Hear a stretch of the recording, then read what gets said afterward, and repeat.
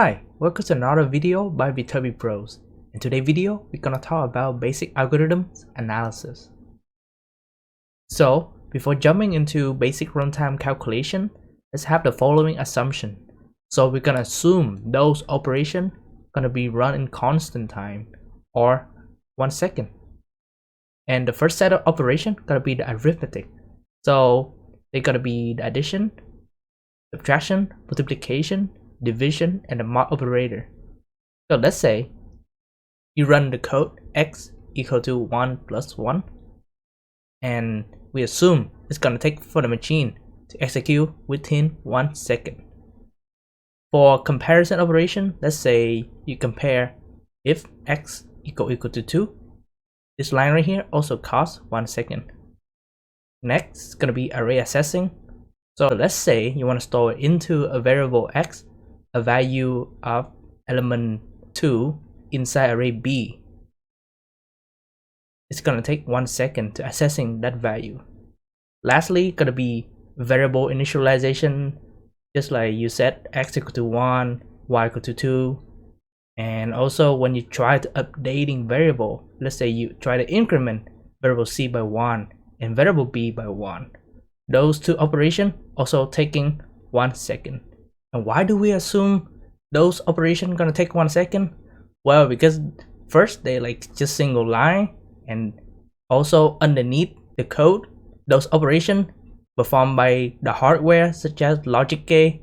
So let's say addition, they're using the half adder, and accessing array, they're using the RAM and the decoder. So because those are like purely hardware underneath, so we kind of assume the speed very fast. So the easy way to average the speed is using 1 second or constant time. So later on, when we give you some example to calculate a runtime of a piece of code, is very easy for you and also easy for us to analyze. Also, beside those operations, you can treat the cout or the print at like 1 second because we just print it out. The math function, let's say cosine, sine, exponentials, etc. And there's many more functions that you can assume them to running in 1 second. But also there are some functions that like have very complex runtime that you cannot treat them in 1 second. So be mindful of that. Now let's start some basic runtime calculation exercise. So I'm gonna giving you a for loop that's gonna print out all the value of x that start from 0 until x less than 1000. The question is, what is the runtime of the above code? The runtime, I mean like how long does it take for your machine to execute the for loop? Let's say 1000 seconds, 2000 seconds, 3000 seconds. So let's break it down together. So before you calculate the runtime, you have to determine how many operations have been used in the code. And in here, the first thing I see is the variable initialization, which is in x equal to 0, comparison operation, which is x less than 1000, and update operation, which is x plus plus. And inside there's a cout function, which is also count as one of the operation as well. So let's list them in the table on the right. You can see a list index, updating, cout, and comparison. After that, you can start calculate the execution time. So we already agreed or assumed before that the runtime for initialization is 1 second for the simplicity purpose. And if you look at the code right here, and also in C++ in general, when you initialize something, it only takes one time only. Therefore, you only run one time. Thus, the total gonna be 1 second to run this initialization code. And now go to x plus plus. It's also take 1 second to run the line, but the question gonna be how many times it's gonna be run inside the for loop. Now let's trace it together. So before tracing x plus plus, I want to move it down here. So remove it here. Basically, the position doesn't make any difference. In the end, they all increment x by 1. But I prefer writing this way so you can see the code in the sequential order, which is easy for analyzing and tracing runtime as well. So let's say x equal to 0. If x equal to 0, you're gonna compare it with 1000, and which is true because 0 less than 1000. So that's why gonna run to the next line, which is cout, gonna print, then it's gonna updating x, which is x plus plus. Therefore, x plus plus has been called during x equal to 0, so put 1 right here. So you can continue when x equal to 1 is gonna be 2, x equal to 2 is gonna be 3, until x equal to 999. And when x equal to 999, you want to compare with 1000, which is true again. You go in, you see out, and also x plus plus gonna be called. That's why you have 1000 time right here. But if you look at the code, after x plus plus, your x gonna be equal to 1000. Now you come back to the loop, gonna compare 1000 with 1000, which is false because it should be equal, should not be less than. Therefore, everything inside the for loop won't be called. So that's why in here I'm gonna write x equal to 1000, and in here x plus plus will never be called because the for loop had terminated. Therefore, x plus plus stop when x equal to 999. Thus, the total time gonna be 1000, and the final execution time gonna be 1000 seconds. Similarly, the cout also have 1000 time, which result in 1000 seconds. And for the comparison, you can try to work on yourself to see why it's gonna be 1001, which give this total time. So after you have all the single execution time of each operation, you're gonna add them up together, and you can get the total runtime, just 3002 seconds. So for this slide over here, actually explaining how I got 1001, 1000, which is I'm writing right here, so you can read it on your own. And now let's jump into the core of this video, which is introduction to runtime analysis. The first concept gonna be big O notation. And when you talk about big O notation, it's everywhere in the software industry or even CS major. And if you want to working for Google, Microsoft, or Facebook, or acing the interview, you have to know at least about big O and other advanced data structure. So in this video, I'm gonna give you a quick tour about big O notation and why it's so important in real life engineering. So big O is actually used to model or represent the worst case performance of the program. And big O can be used to express the worst case runtime and the worst case memory. What do I mean by the worst case?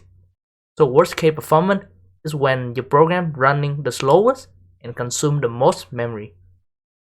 So it's like worst of the worst.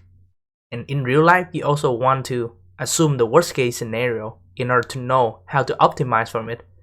The worst case serve as a standard for everyone to look it up and then improve and optimize from it. So this is a step for you how to find the big O. So I call it big O algorithms, just like I talked before. Algorithms like a step to solve a problem. So in order to find a big O, this is a step that you have to do. First, gonna assume the runtime of your program as a function f, and then the big O of f is gonna be right like this notation. And lastly, in order to find the big O of f, you're gonna have to treat n goes to infinity or infinitely large data, which is represent for like a lot of memories and or how your program behave in the long run. So now let's come back to our like runtime calculation problem, which is the for loop that printing all the single value of x from 0 until 1000. But now I replace the 1000 with the n, and therefore the table on my right side, you can see all the 1000 gonna be replaced with n. You see x less than n, n plus 1, and n. And I also writing the big O algorithms right here just as a reminder. So now if you combine all this new execution time in the n notation, you can model your total runtime in the fn function, which is 1 plus n plus 1 for the comparison, n for the stating, and for the cout. Your total gonna be 3n plus 2. And if you remember the total runtime back then when n equal to 1000, it's gonna be 3002, and it's gonna be the same thing if you plug 1000 into the formula. It's gonna give you 3002 matching. So go back to the big O algorithms. The first step gonna be finding the runtime and model it at fn, which we already did right here, so we should be satisfied. Now the second gonna be writing your fn in the big O notation, just putting the fn inside the O, and it's gonna be look like this. So we satisfying. Now the last step is gonna be finding the worst case using n going to infinity. 3n plus 2, if n goes to infinity, you can ignore all the constant like coefficient and number 2 right here. Therefore, as n going to infinity, just n itself. This kind of like review of calculus 2. Therefore, the worst case runtime gonna be on. And you can do the similar thing right here, like for the comparison. In the worst case, n plus 1, you can make it to on, and for n just on itself, and n is also on itself. Now, after calculating the runtime, we know how fast your machine gonna execute this. We also want to calculate how much memory does it cost. Now we try to calculate the total memory gonna be used by the machine. And if you notice, you're using variable x to store some integer, and you use variable n to store like 1000, 2000. So basically you're using two variables, or using two spots in the memory. That's why in here, the total memory gonna be 1 for variable x and 1 for variable n. Therefore, the total gonna be 2. And we satisfy the first line, gonna be model something in the fn, and then we put in a big O. So 2, you put in a big O, just O2. And here's a note for you guys. For every constant, let's say O of 9, O of 10, in the long run, they just look like a straight line. See, they're just a straight line because they're constant. Therefore, in the long run, you can using O1 or number 1 to represent any constant.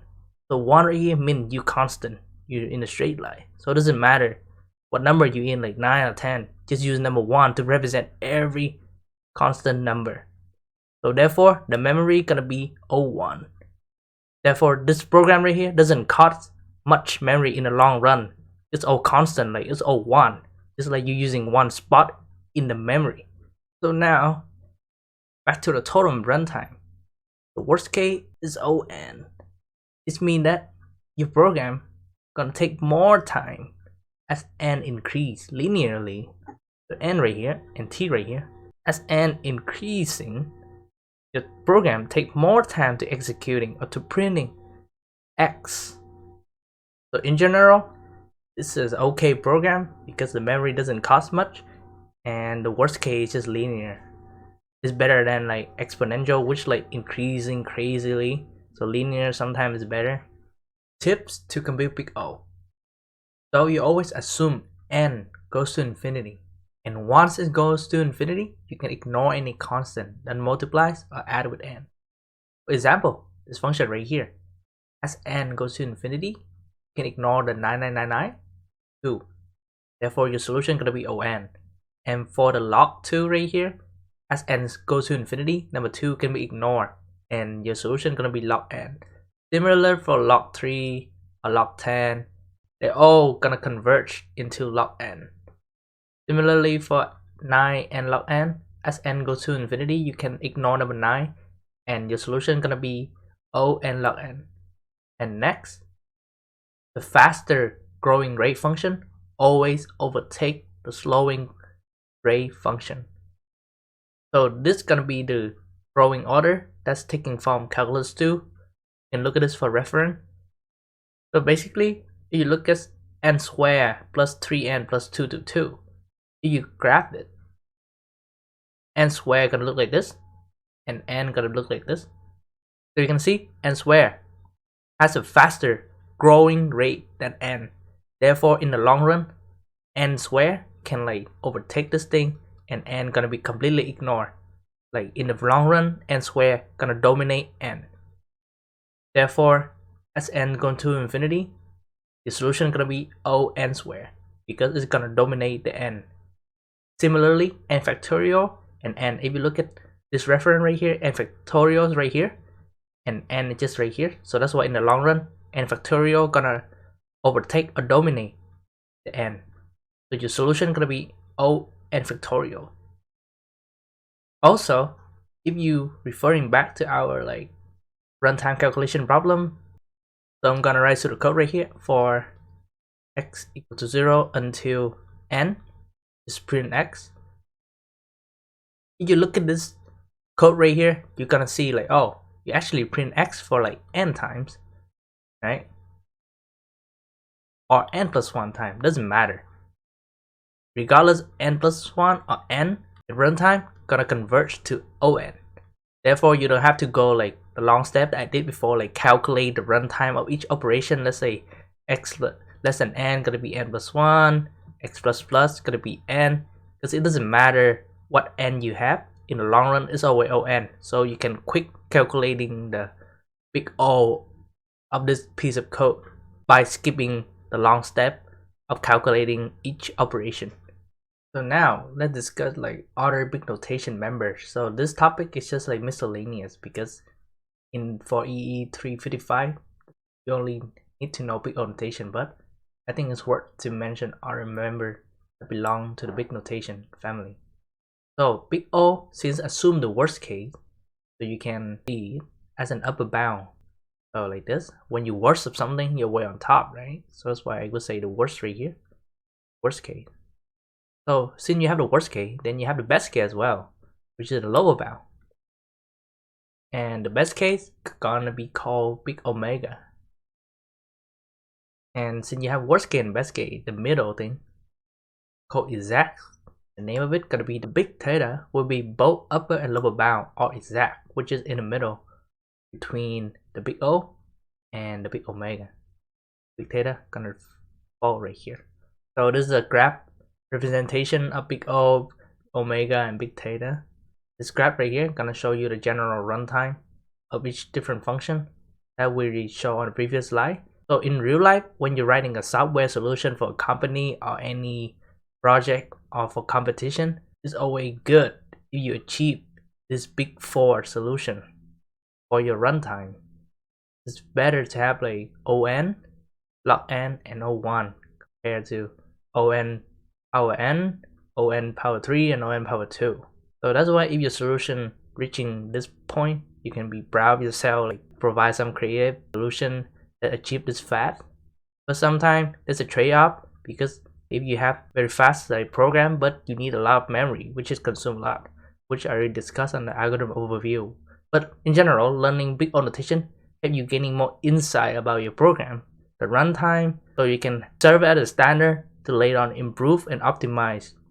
On the next video, I'm gonna provide more problems and homeworks for you to practice and to find the big O notation or the runtime of certain program or certain problems that have been seen a lot in computer science or engineering. So thank you so much and see you later.